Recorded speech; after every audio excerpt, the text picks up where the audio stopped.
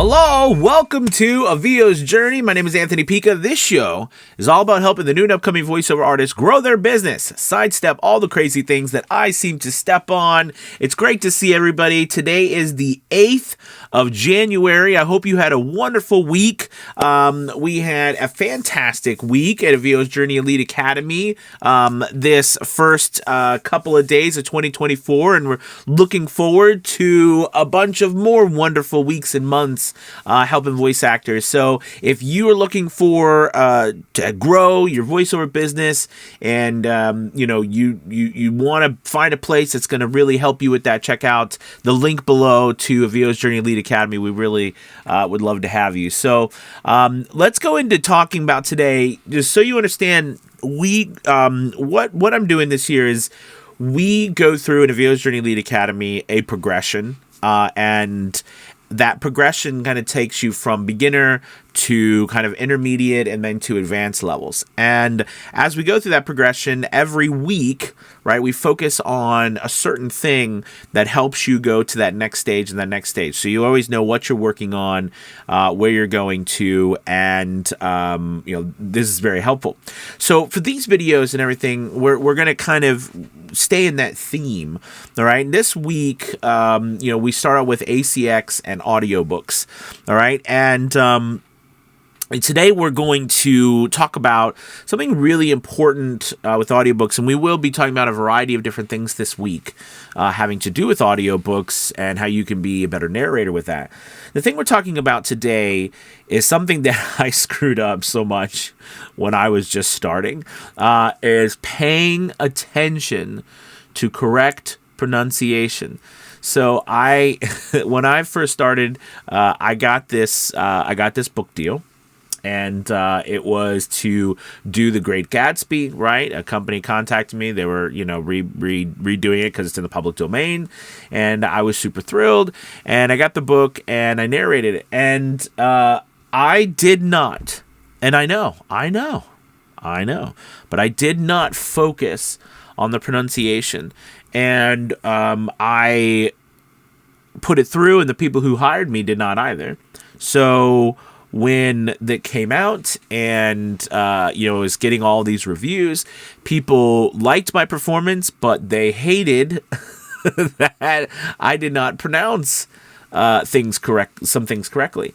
And, I look back on it, I wish this was the beginning of my career. I wish I could, change that and go back and tell myself, it's very important, right, to focus on things, whether it's geographical locations, words that are unique to a specific time period, just the way we pronounce things in general, all right? It's very important to make sure that you are bringing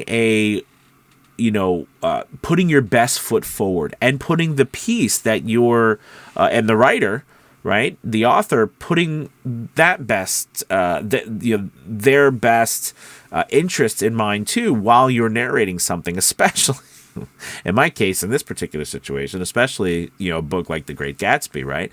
But this happens a lot. I see this a lot with narrators, and it's not that we want to be that way. It's that we aren't used to it, and we aren't thinking about how important it is, and what does that make the book sound like, or the words sound like, or you sound like as a narrator. And then what does it do when the person's trying to listen to you and take you seriously as a reader, right? And I think, and by the way, also for auditions, this is a really big thing for auditioning, right? Because make sure in your auditions you're pronouncing the words correctly, because if you're not, that'll be a big turnoff for the people who are hiring you, and you might not win the auditions because of that. Likely you won't, because they want to know you can say the words right, okay? But the thing is that we have this thing called suspension of disbelief. All right. And that's basically, and I'll talk more about this, but the idea here is that, when you're narrating, all right, performing, acting on a stage, whatever, all right, and an audiobook, the audience listens, watches, and they step away from their reality. All right. They get lost in the story. They get lost in the performance, and they suspend their disbelief. right? They suspend their disbelief that this is someone in front of a microphone reading a story from a book. They suspend that so they can enjoy and imagine what's happening in the story. Well, we as performers, our job is to make sure that we don't rip them out of that, because if we do, right, then that's going to be uncomfortable for them, and they're not going to like our performance, and more than likely than not, they will just not want to listen to us or buy anything from us again.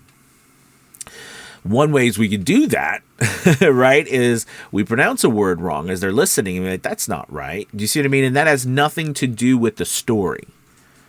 It has nothing to do with the performance. I mean, like with what's happening in the book, the story, that's just our mistake. So because we did that, we ripped them out of that suspension of disbelief. I'll talk more about this at another time, but this is very important. So when you go to pronounce your words correctly, make sure they are pronounced correctly. Look them up. Take the time, all right, to find them. And yes, it can be frustrating, especially if you're doing a book that has a lot of them in there. But that's another thing to pay attention to when you take on a project. Is it going to be more difficult? Do you need to price that into your offer? So these are just things to think about. But in the end, make sure that you're always focusing on